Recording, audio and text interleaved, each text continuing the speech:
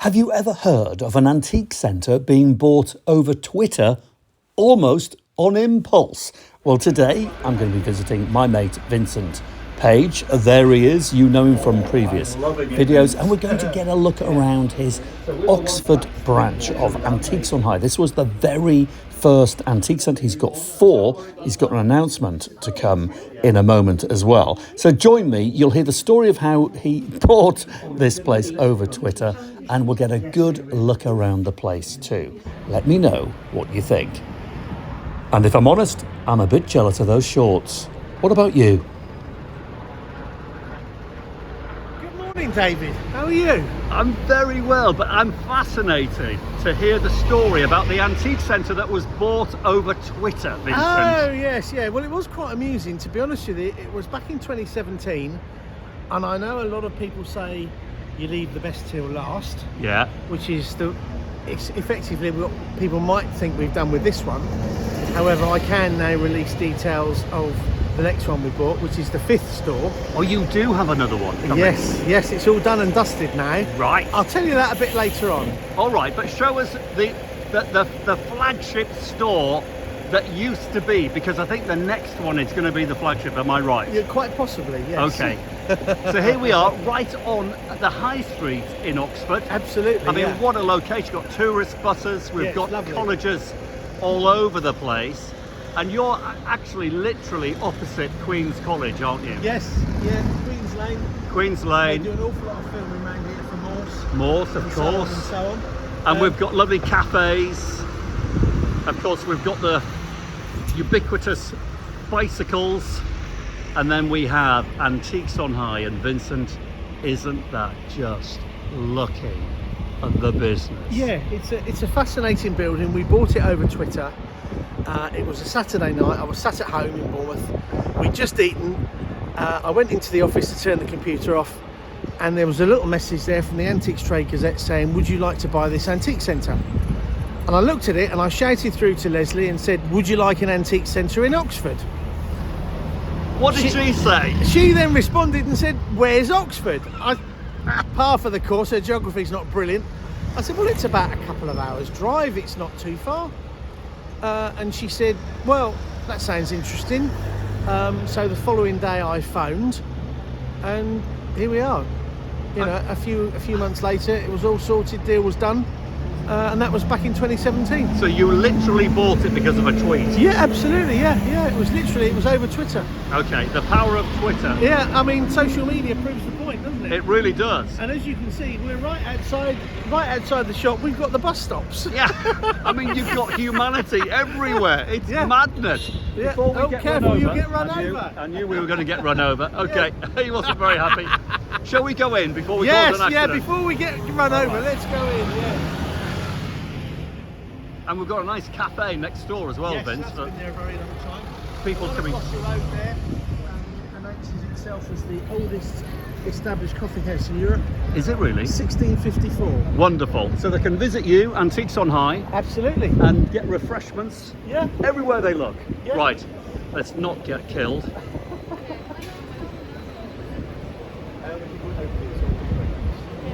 It's a very curious place. It's one of the few places that during the war was never bombed, because Hitler had decided that he wanted Blenheim Palace for his seat. Right.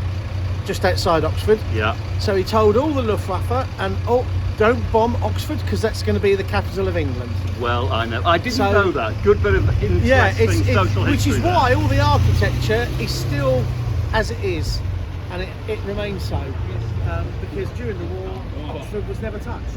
No bomb damage, unlike poor old London. Yes, right. absolutely. Come on, Vince, yes. I am desperate. Come on in. Now, I have been here myself, of course, on several occasions, filming for BBC Antiques Road Trip. Absolutely. But first time we've been together filming for YouTube and Facebook. Yes, absolutely, yeah. So we can do anything we like. We can do what we like, yeah, we can say what we like and do what we like. No restrictions. So talk me around, talk to me about the dealers. Who have you got? We've got some very interesting dealers. Most of the dealers here have been here a very long time. Right. That over there is Julia Goffin. She's been here a very long time as well. She's got the cabinet there. We've moved a lot of stuff around and created more space, a better shopping environment. Okay. Since when we took it over. Right. We've put cabinets in here. We've moved stuff around. It's been completely redecorated, recarpeted, and so far it's worked very well. We are looking for space now to get more cabinets in because I've got more dealers who want to move in. Right. And I am faced with a bit of a struggle because everybody wants a cabinet in the front of the shop. Yeah, of course. Despite the fact the back of the shop is bigger. Right. Okay. Well, let's keep on walking. Yeah. Did you inherit most of the dealers? I think there was about 27, 28 dealers here when we first moved in. I think we're now up to about 45. Brilliant. Okay. So it's almost half and half, as you would say. But most of the dealers that were here, well, all of the dealers that were here when we bought the place in 2017 are still here, other than a couple who've sadly passed away. Right. Okay. But that's a very good sign for you that you've kept those dealers and you've very much improved so, things. Yeah. Now this, I remember when I was here filming Yes. for Celebrity Antiques Roadshow. Do you remember that? Yes. With the Strictly Come Dancing dancers, and they were absolutely blown away by these antiquities, weren't they? Yes. I mean, what have we got there? Roman coins. Look at that.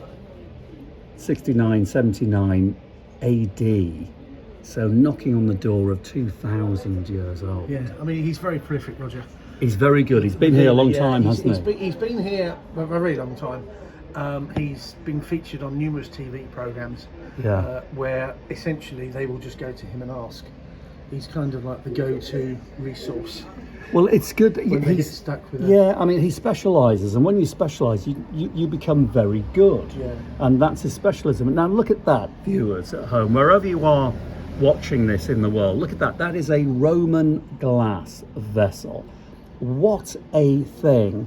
What is it? 1,700, 1,800 years old, and it's £390. Now, Vincent, people have said to me for years, honestly, they've said, "Oh, David, I love the idea of antiques.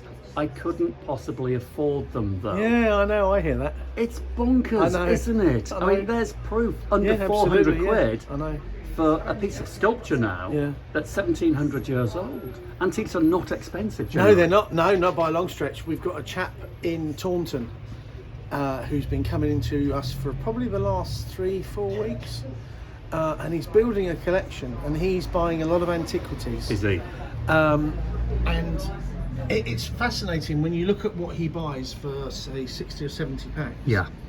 What he gets essentially for his money, and he gets an awful lot.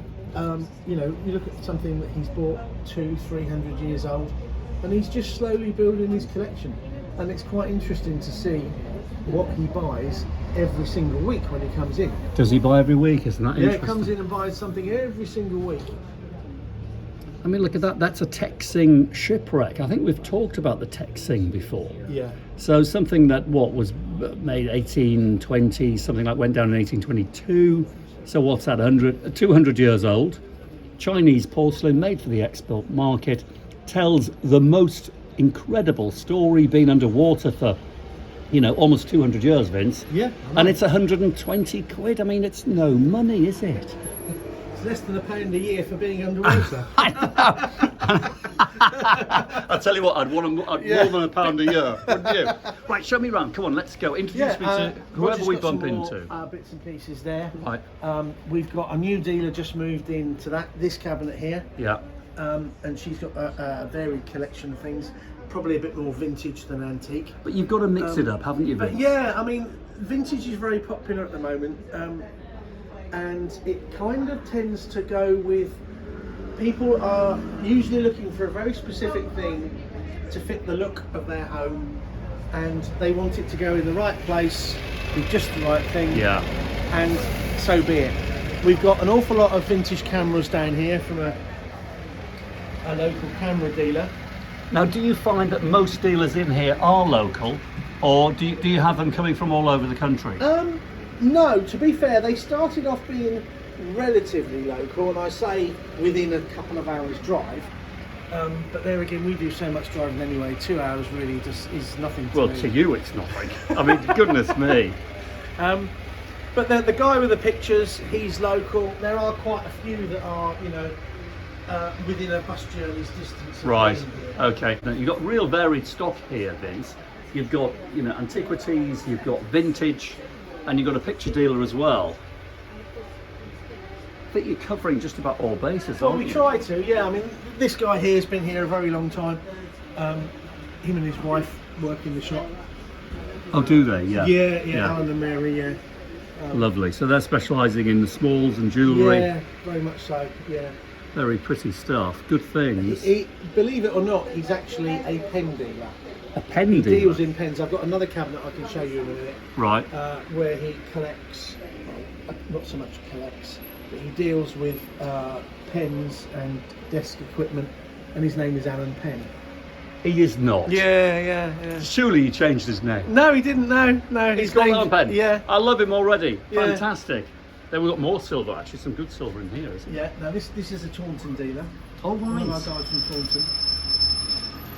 He's put stuff in here. As you know, we move stock around Yeah. for the dealers, and once they take a cabinet in one shop at the full price, Yeah. they can then have another cabinet in another shop subsidised Of drastically. course. Yeah. And we take stuff all over the country. Of for course you dealers, do. know. Now, are you going to introduce me to these two lovely ladies? Yeah, well, I try to. They're both probably a little bit scared of the camera. They're not. They They can't. are. They can't be scared. You two don't look scared. Mandy, the lady in blue is Amanda. Amanda, hello. Hello. Nice And to meet you. The other lady at the end is completely terrified Yes. of talking to you, is Julia Goffin. Hello, Julia. Nice to meet you. Hello. Hello. And who do we have down here? That's Eleanor, as in Rigby. Eleanor, as in Rigby. Lovely, Eleanor. Great to meet you. So, are you all dealers in here? Yeah. Yes. Right. Yeah. Okay. So Vincent has roped you in on a Yeah. bank holiday weekend. It's terrible. Do you realise you've been so manipulated by this man? You should be at home in the gardens drinking Pims. You just can't say no to Vince. Hey, Vince, you need to write a book. You really do. Yeah, you're not the first person who said that, actually. Marvellous. Go on. Well, I'm going to come and speak to you ladies later if you don't mind. Okay. Vincent's going to show me around the shop. Yeah, we'll take Yeah. you around now. We've got a guy here, and quite an interesting story. Magna Gallery. They've been here since the shop opened, Yeah. and they do antique prints of, to be fair, generally the local area. Well, it would make sense because you must get stacks of tourists in here, Vincent. Yeah. However, they used to have a shop just almost opposite, Right. and they had their shop for a number of years, and the lease came up for renewal, and they simply couldn't afford the rent increase, so they shut the shop and literally moved across the road. Well, it makes perfect sense. Yeah, and I they've mean, been here ever since. They do very well with all their maps. and their overheads must have been slashed. Oh yeah, down to pennies, effectively. Yeah. I mean, they've been here, like I say, since the shop opened. But even so, How long has the shop been here? it's been here since 1997. Right. I believe it was March '97 that it started, and there's quite an interesting story to it, because it was originally, sorry to change the subject slightly, Alan Penn's cabinet. Oh, Alan Penn. Okay. Very good. With a variety of writing instruments. Right, very nice as well. Very specialist market, but It is, yeah. very good market, this. Good market, Vince, isn't it? Yeah. I mean, he knows his stuff. There's, no doubt about that. Yeah. But as I was saying, this shop came into being originally because a little bit further up the road in Oxford was originally a place called the Jam Factory. It was called that because it was originally part of Cooper's Marmalade, Okay. which was made in Oxford. And they had a massive antique centre in the old Cooper's Marmalade building, Right. and it got sold off. There were 4 different factions within the building, Yeah. and they then decided to go and open antique centres, various antique centres. We are the only ones still surviving. Okay. And they basically, the people came here. yeah. It was started by a guy called Paul Lipson, and I believe it was Sally Taylor, might be Taylor. Right. I'm sure I'll be corrected if it's got the wrong name on it. And things went from there. Okay, but then in 1617, you get to here. 17, yeah. We 17. bought it in August 17. Yeah. But you had never owned an antique centre before. No, I know. We dabbled in antiques quite a while at home. Yeah. It was something we'd done at home for a while. And I'd set up a small website, and we'd gone sort of from stage to stage to stage. And we just thought it would be a great idea. I thought this would be wonderful, you know. And we used to come up here. We came up here the first month on a handover, Right. and we would then come up afterwards. We'd come up and work 2 days a week in the shop, Yeah. which worked well. And then it didn't take too long for us to kind of realise how it worked, Yeah. and pick up the customer base and so on and so on. Well, you're very customer-led, aren't you? Yeah, Very much so. yeah, That yeah, I anyone try who to comes be. into one of your stores definitely gets a very good experience, a very warm Well, welcome. yeah, we try to be. Yeah, I Yeah. mean, it doesn't always work because inevitably you do have a situation whereby we ask the dealers to work. Usually, if they take one cabinet, they work 2 days a month in the shop. Right. Most of the dealers are happy to do so. Obviously, some of them need a little bit more nurturing than others when it comes to dealing With human beings. with human beings, which is it's all about man management and how to sort of, you know, create the right atmosphere and to Yeah. make people feel welcome, because antique centres, generally speaking, have not always been the most welcoming of places.